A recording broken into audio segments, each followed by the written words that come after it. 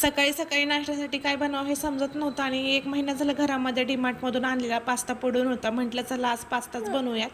तर एका भांड्यामध्ये मी 2 ते 3 ग्लास पाणी ॲड करून घेतलं. थोडंसं तेल ॲड करून घेतलं आणि पास्ता व्यवस्थित असा टाकून घेतला. 1-2 वाटी पास्ता होता. थोडंसं मीठ टाकायचं आहे.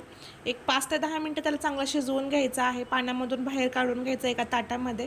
तर दुसऱ्या पॅनमध्ये आपल्याला थोडंसं बटर टाकायचं आहे. पॅन गरम झाला की त्याच्यामध्ये 1 चम्मच मी मैदा ॲड केलेला आहे. तो व्यवस्थित असं भाजून घ्यायचा त्याच्यामध्ये आणि 1-2 ग्लास त्याच्यामध्ये दूध ॲड करायचं आहे. छोटा ग्लास आहे हा.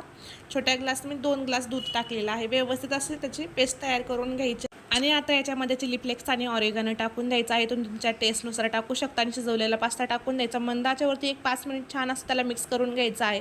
तुमच्याकडे मोझरेला चीज असेल तर तुम्ही टाकून द्या, नसेल तर स्किप करा. मी टाकलेलं नाही आणि अशा पद्धतीने आपला मस्त असा व्हाईट सॉस पास्ता तयार झालेला आहे. तुम्ही पण घरी बनवून कसा झाला ते कमेंटमध्ये सांगा आणि चॅनलला सबस्क्राईब करून जावा. चला